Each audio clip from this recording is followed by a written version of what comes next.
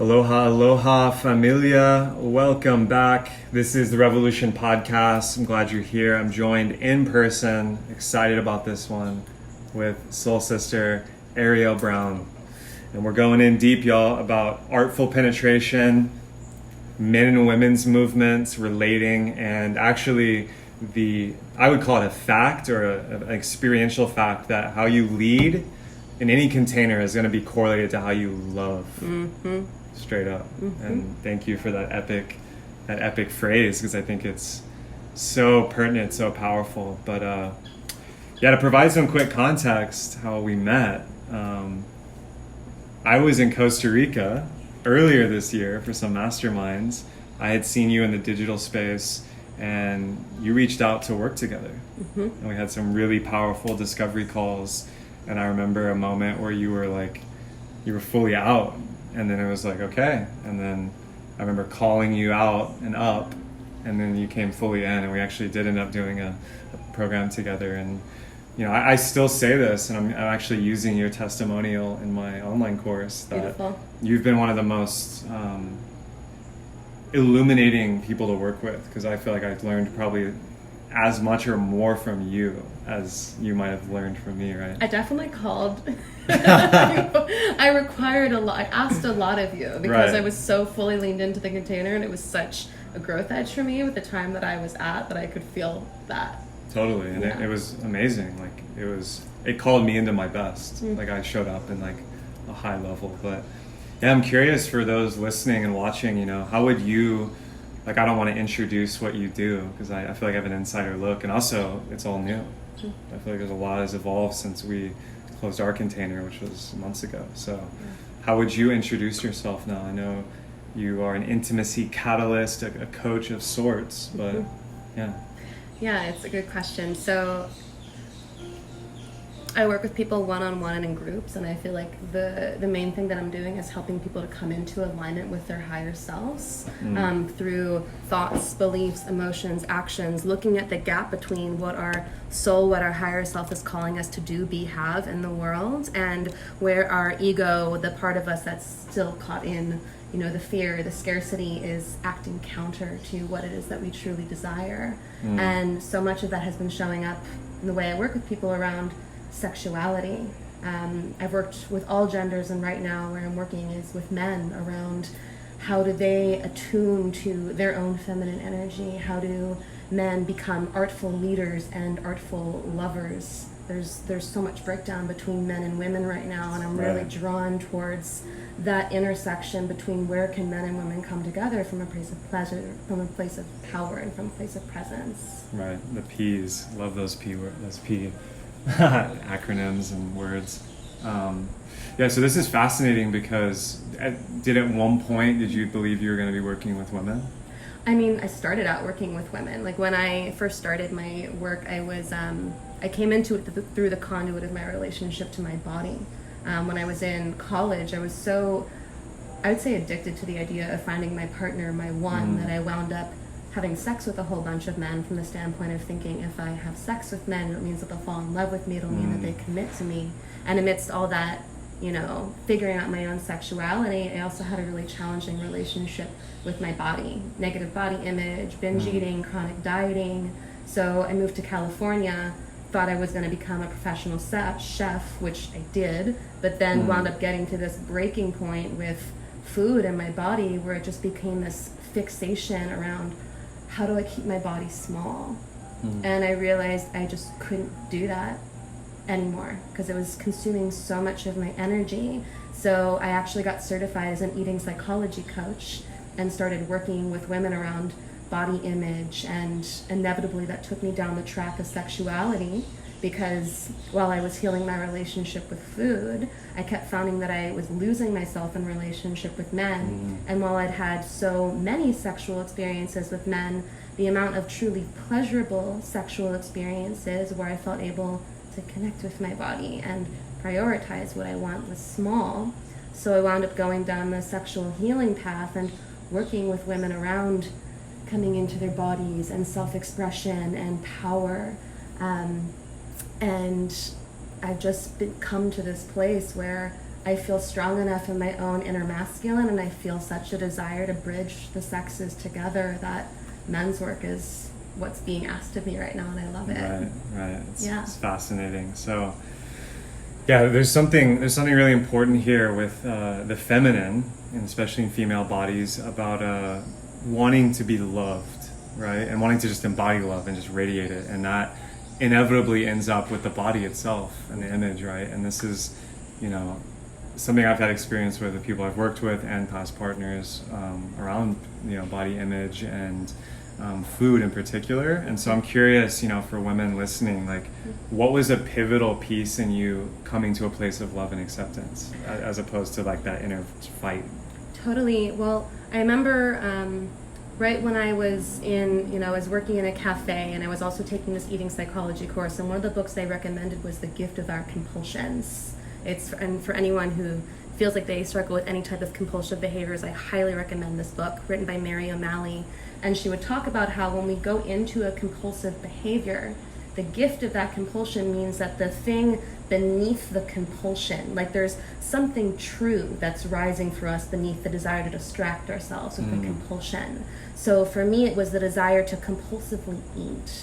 And like I was so attached to the idea of controlling my food intake to keep my body small that there was a seed of wisdom in it, which was just like, what if you just let go of the need to control your intake?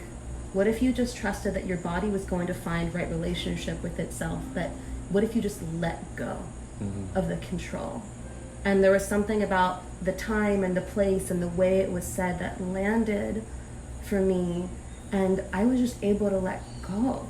And that doesn't mean that my relationship with food and body doesn't continue to have places to grow, but I am no longer focusing 90% of my mental energy on trying to keep my physical body small. Right. There's this quote by a woman named Naomi Campbell, and she talks about the obsession with female fitness is not about weight, it's about female subjugation. And I'm misquoting her, but just talking about how the industry that's built on keeping women's bodies small is a way of keeping women out of their power and channeling their energy into that which brings them more fully into their bodies and in service to the earth. Yeah, I think that's probably true, because even look historically and ancestrally, how many women they were considered beautiful and powerful in positions of power when they had full feminine bodies. And I think the body image that's handed down from magazines and movies and media is not only toxic, but there's a disempowering element there. And so I think we can leave that there. The point stands for the feminine listening. Well, the other challenge with it that I want to add in is in women's relationship with our bodies and pleasure is there's been so much conditioning where like a woman's body is not for her own pleasure, that a woman's body is for the pleasure and service of a man or of another individual. And I know that I'm generalizing right now, and I know that in a way it's been so long since that's been true, but that collective conditioning still exists within us around we as women really choosing that our bodies are for us as the primary point. Yeah, and this has to do with, I know, the male gaze and how media is even portrayed. Like most films and certainly pornography is all about the male gaze. And I'm not as familiar with that literature, but every time I come across it, it's highly revealing and intuitive to me. And I look to people like Timothy Leary, Yogi Bhajan, Malcolm X, who all pointed out in different ways that the way to subjugate an entire culture is to subjugate the women.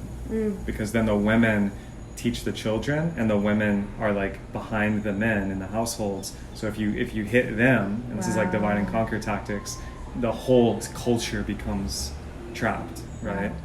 And Malcolm X was going to Africa during the 1970s, and I'm not like advocating the whole ideology of these people, but these points are salient. When he was going to Africa and back, the story goes that some of these tribal leaders are just like, look at your women, look at the women in America. This is why you're fucked, because their education, body image, psychology, economic growth, physical bodies, etc., is under attack, and so they feel unsafe. The children being born to them are unsafe. The men in relation with them are unsafe. It's a whole thing, right? Because if the women are disempowered and disconnected from their bodies, we see so many men wanting to express themselves and wanting to be embodied in their power and feel like they can bring their full desire into relationship with women. But if we're breeding fragile women, we're not actually, but the idea of being fragile, and if we're disconnected from our bodies, not connected to our own masculine energy, or not in right relationship with our masculine energy, how can the men, fully embody themselves with the women? Exactly. And this is a huge point, and maybe we should just transition straight into the masculine feminine dynamic. And I would say debate, like daily. I don't know if it's just my bubble of the algorithm, but I'm seeing constant posting about this gender war, whatever, I don't even want to call it that, but this is how Fox News would deliver the headline. And something interesting to point out, shout out to Jillian Pothier, who's been on the podcast. Hey Jillian. Epic. I know you know her. She's an epic, just feminine leader and thinker. And she posted today basically the absurdity that goddess circles and female empowerment is so ubiquitous. But if I tomorrow started a god circle and started posting images of phallus power and all this stuff, it would be a firestorm. It would be a taboo firestorm. And maybe we can just use that as an opening point to speak to what you just already started to contextualize, which is the disempowered masculine, or the collapsed masculine as it exists in men and women, right? Because we all have these elements inside of us. It's beyond gender. Yeah.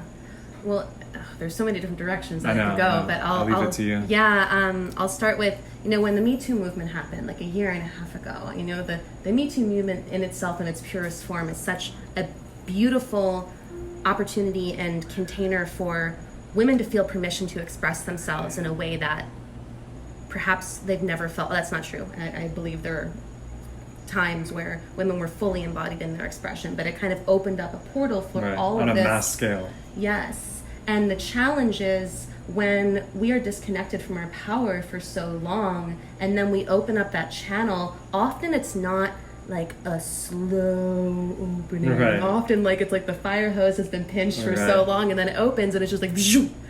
And the challenge with that is, one, we're not calibrated in the expression of our power and our desire. And what I mean by that is, if you haven't been expressing your power for a really long time, it can come out messy. It can come out, it's like the difference between using your power with a jagged dagger as opposed to a clean sword. Do you use your power cleanly? And the challenge that I felt with the Me Too movement is that there's so much pent up resentment and anger and entitlement that I feel like I saw so many women perpetuating so much of the same toxicity that they were fighting against.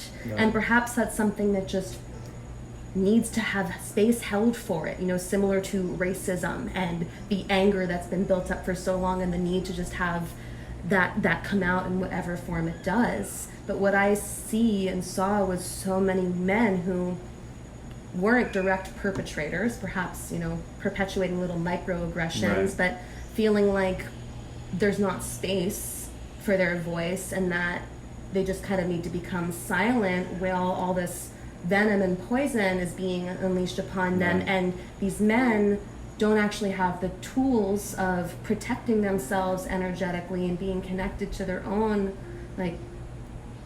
grounding. And there's just a whole bunch of imbalance going on right now. Right. And this is, I've spoken a lot about this because it comes up and people message me or drop little snide comments when I talk about the empowerment of men. And I was speaking on this in another podcast, men have been just as subjugated as women historically. And it may not be as evident with the narratives that are running rampant, but that is just true. Look at the military. When a young man is drafted in Vietnam, for example, try to understand that feeling. Someone you don't know, you're going to be shipped across the world to kill them. And this is all for state and country, and everyone's praising you. And how does that man feel in his inner world, And that's one layer.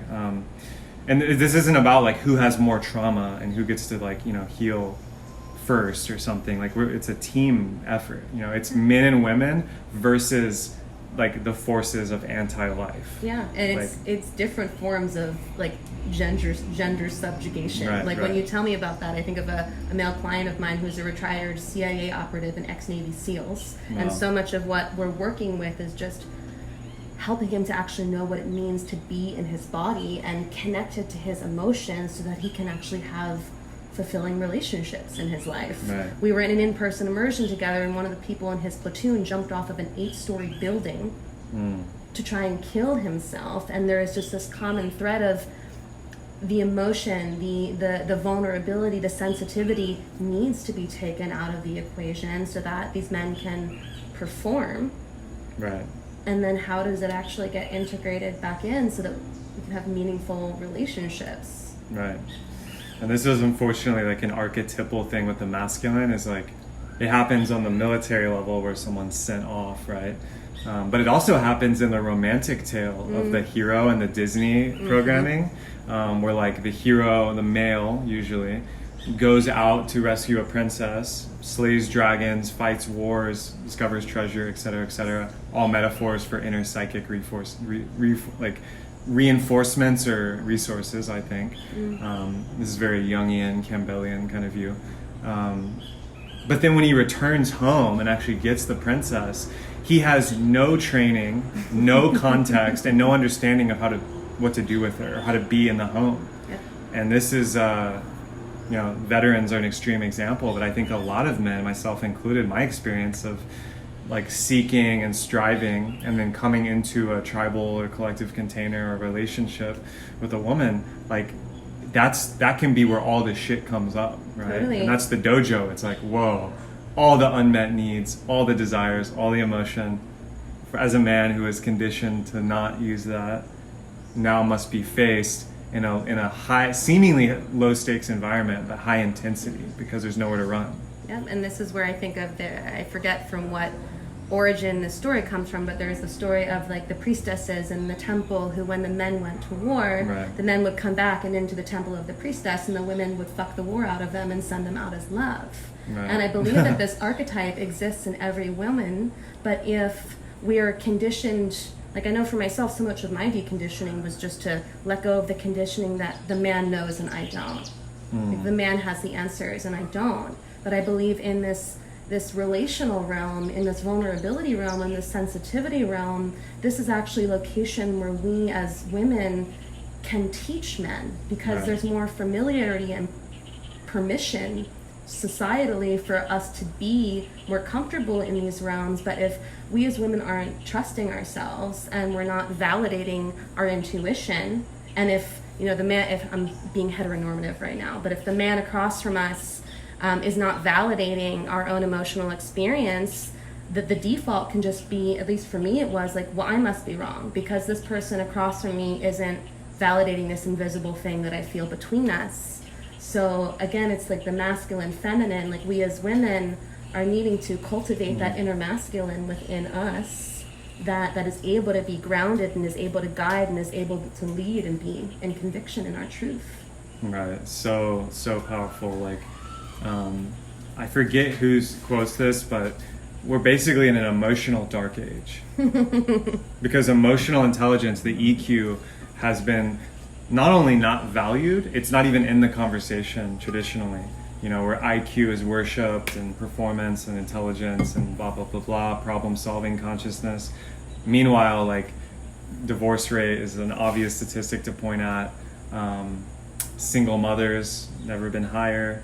And male suicide, 9 times more likely than female, which you've already presence, And this to me is just, it's a huge red flag and a clarion call to us as the new inheritors of culture in the West, that like, this isn't working, obviously.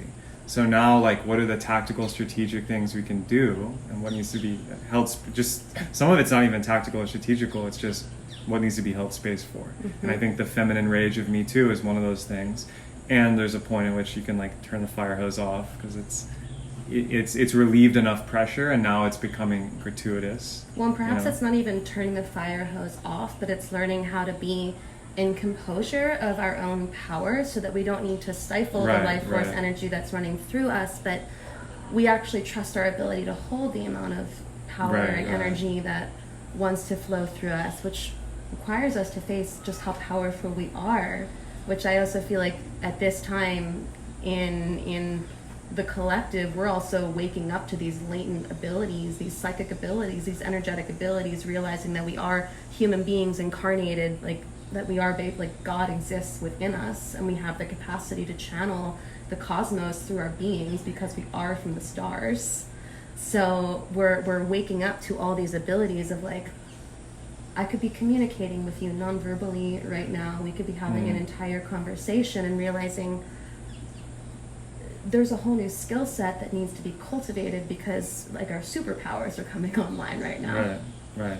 And one of those superpowers is like, it's empathic abilities that border telepathy. What like science fiction tells us is telepathy, like already exists, which is just like subtle nonverbal cues, like pheromones. There's a whole science to this that actually I'm fascinated by. But I'm curious for you, like, to switch gears a little bit in the direction of, because we could just talk about this. Like this feels like a good transition point. It's so good,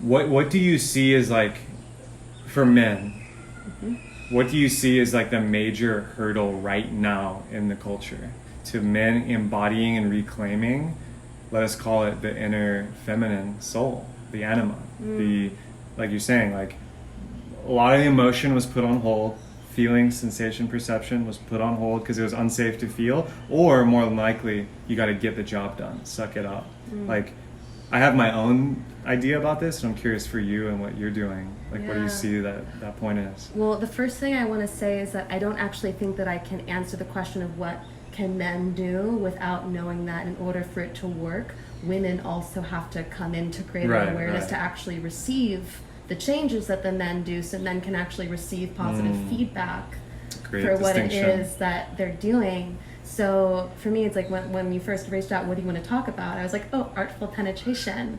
And to me, that doesn't just apply to sex, but it's like how, like if everything that we do in life is sex, where it's like, I'm penetrating you with my words right now, and you are receiving my words right now. And then when you respond, you're penetrating me with your ideas, and I'm receiving them. So to me, attunement and artful penetration means that when a man is expressing himself, or when he is inserting himself inside a woman, is the willingness to connect his primal sexual desire with his sensitivity, with his heart, so that he's actually willing to feel his penetration every step of the way.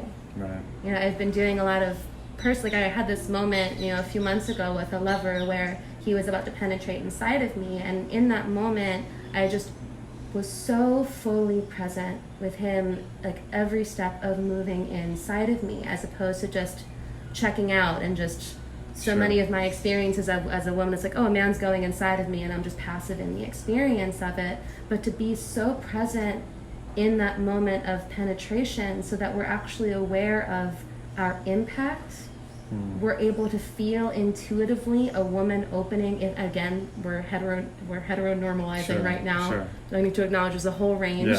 And I trust the people listening can discover that nuance for themselves. So I feel like it's a willingness, like, man, your desire and your power are so wanted and so needed. That's not what the issue is. What we as women are wanting is to feel you connected with us every step of the way. Feeling, am I open to receiving you right now? And then we can shift out of like harder, faster is more pleasurable to there's so much pleasure in the slow. Right. Like for men to invite their sensitivity, to me, is like opening yourself up to a level of pleasure and fulfillment and nourishment in every aspect of life that can't happen if you're disconnected from your emotions. Right. And this has been speaking a lot to what I can relate to in my experience with Yeah, being afraid of big emotion in the past because its ability to overwhelm the mind, which I think for men, a lot of men can probably relate, can be frightening when you're used to a logical, structured, and hyper-rational reality. But there's the nuance with the feminine, and it's no more obvious than lovemaking is like the pinnacle. But like you said, everything is penetration and reception. Whether it's you watching this video or listening to this podcast, whether it's you creating an art piece or a business, like that's a way to deal with the world and penetrate it. So, what if like one of the secrets to success or whatever, law of attraction, use all these like phrases, is to have the sensitivity the whole way of what you are creating, what is the effect it's having on reality, especially taking into account other people. And most importantly, like the outward effects are great, like transformation, money, relationships, but it's actually the inner alchemy, like you said. Are you willing to feel and be cooked by the intensity of the subtle emotion and these transformations that are happening inside of you as you penetrate or create? And that's the alchemical mind fuck of like, it's not even about the external thing. This is for your own benefit to get to feel what that feels like, and obviously to share your love and your service with the world. But like, it's this reciprocal dance, and I think I definitely used to miss out on that in the past. I used to miss out on that piece because I was so like projecting, like just like, oh, let me just like, I'll just bypass that, not right now, like I need to do this, and like and that led to a lot of going on my own healing journey and benders of healing, because that stuff doesn't go anywhere.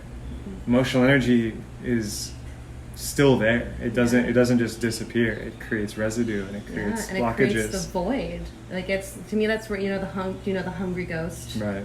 So it's like the hungry ghost is the ghost that keeps putting food in its mouth, but the food keeps falling out. So no matter how much food or money or like sex goes through, it's not actually satiating. And I feel like that's where we could see so much of the the usurping and overuse of Mother Nature's resources and greed and power. Like, I feel so much of this is just from being desensitized from our bodies. So we're hungry for something, but we don't actually know how to nourish ourselves. So I feel like this is what the invitation is, to coming back into fully inhabiting our bodies and realizing just how sensitive we are. Yeah, it always comes back to the body. Like, the body's the temple. It's also the site at which all experience, it's the nexus of experience. Like, this is where I think the transcending, hyper disembodied and disassociative spiritual paths, while a witness and getting out of your own shit to look at it is good, I think overuse of that has caused a lot of suffering on the planet. But again, that's a whole other rabbit hole. You said something really powerful I want to loop back to, because this doesn't get addressed very often in these circles, at least the ones I'm in, and this is just medicine. You said that women get to be open to receiving the men after they've done their work, or after them showing up in a new way. Yeah.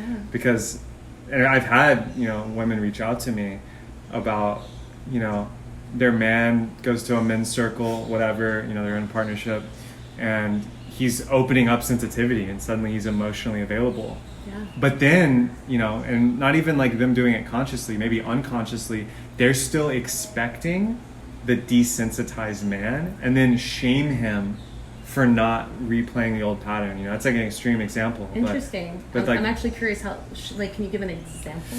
Well, yeah, a man wanting to be emotionally available and being like, hey, I've been doing this work and I want to share it with you. And she's like, can't you just suck it up? I need to be emotional right now, or something like that, where it creates more distance. Yeah, well, and that's where, I'm feeling that call to start working with women more again. And I feel like that the location that needs to be addressed is women's, you were talking about the Disney princess, for example. There's so much conditioning in women around assuming the man is the rock. There's something outside of me that creates that safety. So if I have a man in my life, he's the person that makes me feel safe. But the challenge is that means that we're not cultivating our ability to create our own safety in our own bodies, which is part of the masculine energy. And the challenge with that is that if we're, as women, aren't cultivating our own masculine energy, we can't actually invite in a whole man. like an integrated man with his masculine and feminine, because we won't be able to hold him in his feminine. Right. Which, I mean, it comes back to, this is an inside job. Like, if you're not aware of, the ability to provide for yourself, feel safe in your body, create structure and order, and be decisive as a woman, then like all those things will get outsourced to a man, and then failure and expectations and the drama begins. And likewise, as a man, if you're unable to do self-care, have emotional intelligence, tap into sensitivity, understand your own subtle processes that are beyond just going to work or performing, you'll outsource that onto a woman. And I've had that experience of like codependency of, as a man, outsourcing my own emotional processing to a woman, and like just like needing her to basically mother me at the extreme, and on the other extreme, I'll bypass for me to check out, because I'm like, let me just go to the woman because I can't deal with this. Like, a teacher of mine, do you know Kasia Urbaniak? So she's an ex-dominatrix who now teaches women on how to be in relationship with power and how to be in relationship with men. And she would call that invisible labor on the part of women, like taking an inventory of all the invisible labor we're doing because of carrying the unclaimed emotional experience of the men in their life that's kind of put on the shoulders of women, and to just take inventory of that. So I just wanted to name as a little, I love that. I love that. It's so good. And I also wanted to, we were talking about the benefits of men cultivating their sensitivity, because I imagine some men might be like, why would I want to cultivate sensitivity? I want to be a manly man, and because women are attracted to manly men. However, I've been thinking about, like, there were a couple of experiences with two different lovers in my life over the past year where they came at me with so much desire and so much intensity that it was overwhelming. And I was able to have it be a pleasurable experience, but just feeling like this man is not fully calibrating to my body and what I'm available for, and it can be completely overwhelming to the system. And if we as women are learning how to come into our body and communicate our yes and our no. I'm not abdicating women from responsibility. It's just we are recovering from so many decades and centuries of feeling like we're not allowed to have a voice, that we'll be killed for having a voice, that we're not, like, that it's not safe to inhabit our bodies because so many things have been done to it that cause pain, that have just been like, okay, well, I'm just going to dissociate and not be in my body because it's too painful. But what winds up happening is when men come in, and they come in with their desire to penetrate and their power, but they're not also sensitive, then we as women wind up being way more guarded and vigilant, even if we want the experience, but because we can feel like that the man is not fully connected to his own sensitivity and to ours, our body is more contracted, because while we're wanting to receive the pleasure, we're also wanting to make sure that it's safe. And that, like, it's safe for us to open, and that if it's too much, the man is going to be connected to his sensitivity enough that when we say stop or slow down, that he's actually going to be able to hear us and isn't just disconnected from the upper because he's so, like, activated in the lower. So when men start to do this sensitivity work, even if women don't realize it on a conscious level, our bodies and our nervous systems can feel a man connected to his sensitivity, which allows us as women to relax. And I have a feeling most men would agree that when a woman is relaxed and able to get out of her mind and into her body, it's an immensely more pleasurable experience for everyone involved. Exactly. And this, I'm also, like, correlating it to money and, art. Like, how do you run a business? How do you deliver content or deliver a message, a painting, a song, whatever? If you come in too strong, even if it's brilliant and the audience isn't receptive, this is the art of marketing or whatever, but it's beyond that, then it's never going to be received, and you're the epicness that you're creating, that you're excited about and passionate to the world, it's not going to be received. And this is what I think a lot of coaches are struggling with. Certainly I see so many struggling with this, and I have in the past. I can so resonate with that. Like, even just, I don't know if you've played with the magic of, like, you post immensely on Facebook. I know for me, one of the practices was more than what a post says. whether people realize it or not, they can feel the energetic of like when the post is done. So whenever I do a Facebook post, it's really feeling into like where's my energy at when I'm inserting this post into the world? Like, do I have an agenda? Do I want something in return? Or am I offering this because it feels good, because it feels resonant, because it feels of service? So the energetic of everything. Totally. And this is that art of penetration, and the art of knowing when you'll be received, and also the art of receiving, because the paradox of this is that if you know how to be sensitive enough to your partner, to a woman, to penetrate, the other side is you will know how to receive, because you understand like the nuance and the subtlety. And the way I frame this for men, and I think Tantra has a lot to teach about it, is this is actually a high form of intelligence and a high form of mastery, which speaks deeply to the core masculine desires, is to be masterful and to actually express yourself skillfully in a perfected way. Bruce Lee talks about true mastery is like when you want to express yourself, why he trains so hard is so he could do it instantly and with fidelity. Like, I want to express myself this way, boom. And like martial arts, it might be throwing a punch or throwing a kick, but in relationship, it actually is much more nuanced, because it's like there's so many factors, and desire is such a fickle thing because it can transform itself and transport itself to all these different places. And so, I was speaking at another interview about, it's funny, my life is so full of interviews at this point that like I'm like mapping them together. I'm like, oh yeah, this goes here, and I was speaking like there's 64 arts in the traditional Hindu like formula for life, let's say. And that's what these yogis and these ascetics were doing, who created Hatha Yoga and Tantra. But long story short, of the 64 arts, which you can imagine of being a householder, a person, there's 64 arts. Lovemaking was considered the highest and the paradigmatic one that informed all the others in a way. And it was second only to like singing and dancing or like painting. That makes so much sense to me.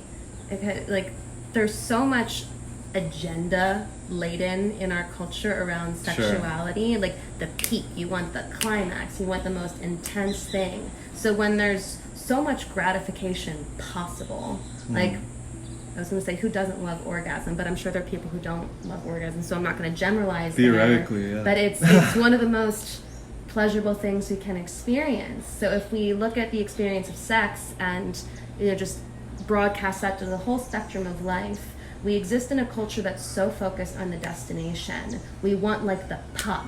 We want to get to the climax. We want to get the raise. We want to get the money. We want to get the orgasm. And what that often winds up doing is taking us out of the present moment and in like the rush towards getting to the thing at the end of the tunnel. So in the practice of sexuality, when there's so much focus on goal and where we're getting to be able to come back to the present moment over and over again. And it's also one of the most vulnerable locations to be, and to opt out of performance and to instead be so connected to like, this is who I am and what is true for me in the moment. And when I allow sex to be about connection as opposed to trying to get there, and to make sure that I'm not leaving my partner behind in sacrifice of where I think it should go. Like, again, how does that apply to the way that we're doing politics? How does that apply to the way that we're building countries, communities?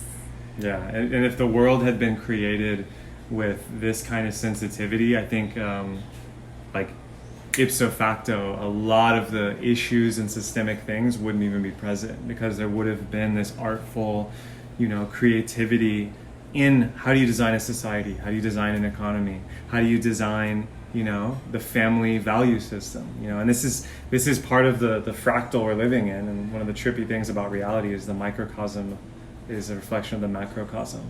So as individual couples, or individuals, let's say first, start going into these territories, the big systems which we rally against, right, like, oh, I'm gonna get Trump out of office and all this stuff, like that will reflect what's happening on the micro level, which, like, what is the story of humanity? This is a really fascinating thing that Jordan Peterson goes into. Like, the story of humanity is men and women contending with nature together as a team. It's not men versus women. It's men and women being on this planet, not knowing where we came from, not knowing why we're here, and not knowing where we're going, right? Death is this ultimate mystery door, birth being the other side of it.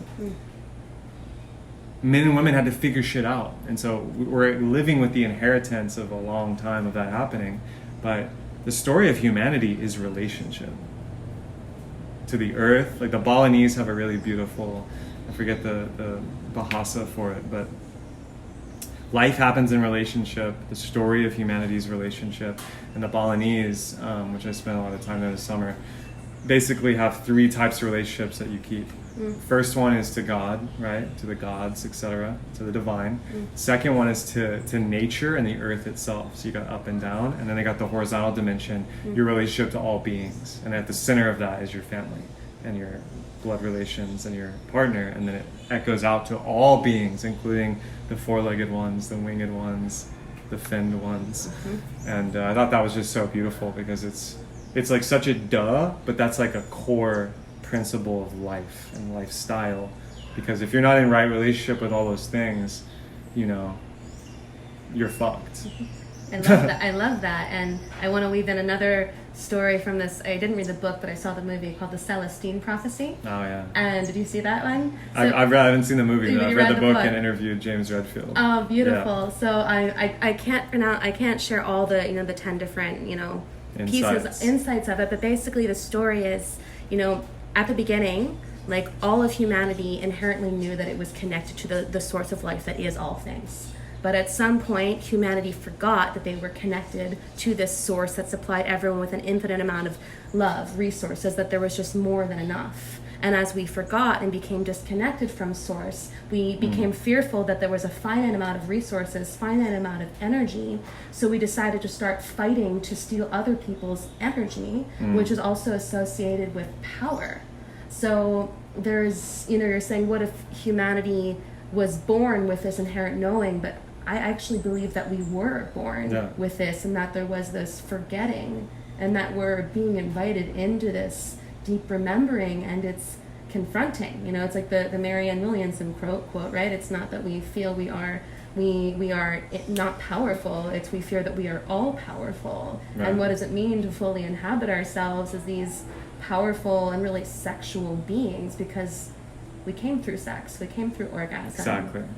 Exactly. And that's the link that, that's really the core of the point that I feel like that illustrates with life happening in a relationship is what is the source pathway. It's sexuality.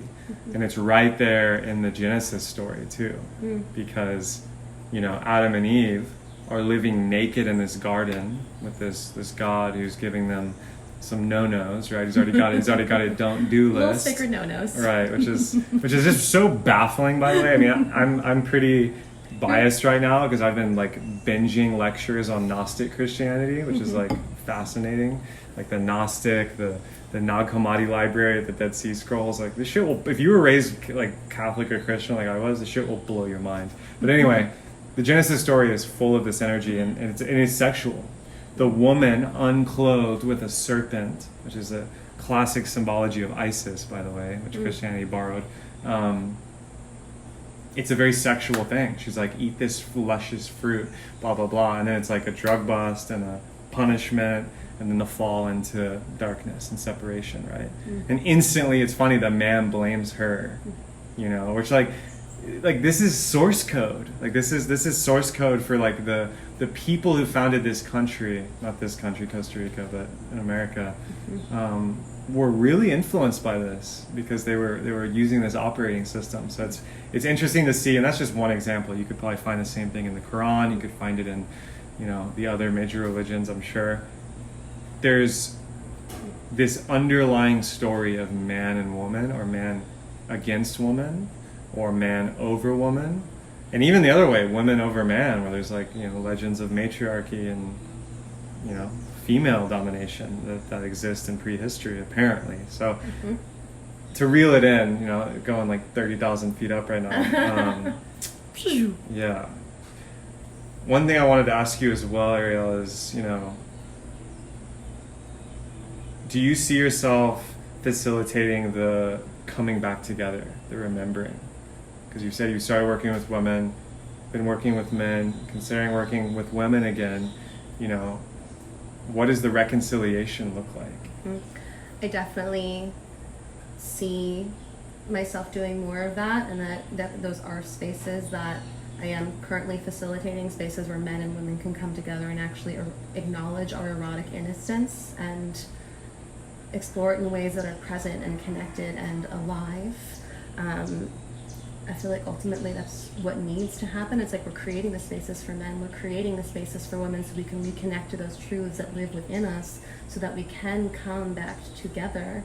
It requires a lot of humility to hold that space. Like in any leadership position, when we're facilitating these dialogues where there's so much charge and there can be so much anger and intensity and also desire, it's like creating a space where, no one actually has to be right here, because the finger pointing and the anger is actually what perpetuates staying disconnected.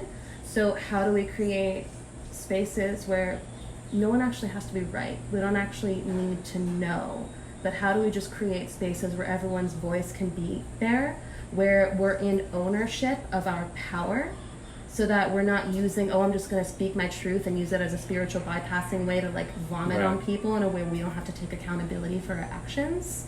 And it feels like the next step is bringing men and women together where we're learning how to embody our power. Okay, so how do we practice these skills in a way where we're not going to kill each other for making mistakes? Yes, so well said. And this, like you said, this is the whole point of why we do men's work or women's work, or why we do somatic sexual healing, why we do relationship coaching, whatever. That's why. It's because we want to come back together. We want to come back together. And when I was watching, you were doing conversations with Cadell and one other man, and one of the phrases you used was stabilizing the relational field from the perspective of community. So I feel like we relate with this, that one of the most important things that we can do together, as humanity, is coming back into community with each other. We actually know each other. It's so easy to not be accountable and not be in alignment with our higher selves when we know that we're not going to see people that we know on a daily basis. And bringing it to sexuality, I believe that hookup culture is the total antithesis of community. There's a new way that we're needing to learn how to be in relationship with each other, because if we don't know how to be connected when there's desire there, and when there's attraction there, and when there's sexuality there, and when we don't know how to communicate our emotions or be with our avoidant tendencies, we can't actually create cohesive community structures. So in doing this work around healing our relationship to our own masculinity and femininity as a man, healing your relationship as a woman, and as a woman, seeing a man as your brother before you make him your lover. We're stabilizing the relational field in such a way where there aren't all these elephants in the room. Because if there's all the elephants in the room, communities can't actually deepen and expand and evolve, because it's full of the things that aren't being said. Right, and I love that you brought this up. The other gentleman was Daniel Dick. Shout out, because I know you did a video with Cadell, which I love. Cadell, you owe me, brother. Love you. I'm so glad that you have taken initiative into the community. We have a book coming out, which is dope. Oh yeah? Yeah. Anyway, this is the macro perspective to tie it up in a neat bow and make it interconnected here is, why do we do the work? Well, we do it to be with ourselves and come back into love and integrity. Great. Now what? Okay, now we want to be with men and women, or whatever gender, whatever configuration, and then come into unity there. And then what's the point of that? Okay, it's the tribe, it's the collective. And so this is it's like a bottom up and a top down at the same time, where it's a toroidal healing journey of, okay, what are the number 1 and 2 reasons that communities fail? Sexuality and money and the shadows of them. Okay, great. Which one's deeper? Sexuality. Because sexuality, I believe, informs money and how we relate to it. So it's going through that process, the way to stabilize the field is stabilize yourself, and then stabilize with a relationship with one person, even like you said, if it's not intimate, brother, sister first. Then you stabilize small groups, then the small groups can make councils can make communities, communities can make a nation. And so, I love that. We've been separated and distanced for far too long. Some of it, I believe, is by design, a lot of it is just due to ignorance and unfortunate circumstances of where you were born, when you were born, how you were born, the way you learned to relate from your parents. So yeah, I feel like that's a good stopping point. And like, yeah, there's like so many like branching. It's funny because every time I do something like this, and like if someone who's as richly expressed as you, like I just want to like write after, or like, you know, I could like just go into another interview. Okay, we got to shelf this, but like let's open up 10 portals this way, because like there's so many, like everything is like so closely connected and charged that like these other topics are activated. But I wonder if you want to share, Arielle, like what's coming up for you the rest of this year, if you have any in-person offerings, or like if you want to share more about what your containers are looking like. Totally. So in terms of virtual offerings, I have a men's container coming up called Attunement, and it's a container for men who really want to look at how a man leads is also the way he shows up as a lover. So this is really about coming into greater sensitivity with your own body so that you can experience more fulfillment with women, and also derive more fulfillment from your purpose and how you build communities in your own life. A woman's offering is coming up for me, which is like still, it's not in the offering phase right now, but it's for women who are really feeling themselves called as feminine leaders, looking at our relationship with money, about how that actually anchors us into the three-dimensional field. For it's women who are really wanting to heal their relationship with money so that we can become more embodied on this plane and more fully transmit our power into the world. So if you are a woman who's interested in that, I invite you to private message me. And then for those of you who are in the Hawaiian Islands, I'm pairing up with a good friend of mine named Shane Lee, who is a beekeeper on the Big Island. And we're having the Hawaii Intimacy Tour and really looking at hive culture, bee culture, and the way that that relates to creating intimacy in community. So right now we have communities on Oahu, Big Island, Maui, and Kauai who are all interested in having gatherings facilitated that invite your communities into deeper intimacy and connection with each other, so that you are able to expand and grow and evolve in more profound ways. So I love that. Yeah. Hive culture. Yeah. So good. The bee is like a multi-dimensional like guide for humanity. Oh my goodness. Like, And the so path good. of pollen, I'm being totally like blown wide open with the medicine shamanic way of the bee. Oh, Yeah. fuck yeah. Love that. Well, Arielle, thank you so much. This has been exquisite to like meet in person and record this in person. And if y'all aren't following Arielle and her work, I highly encourage you to do so. She's tagged here on the Facebook on the live feed. If you're listening over on the podcast, you can find her in the show notes, and all her power and enunciation of this path is so admirable. So appreciate y'all. Sharing is caring. Leave me a review on iTunes. This is the Revolution Podcast. I love you guys. Peace from Costa Rica. Hasta luego. Boom.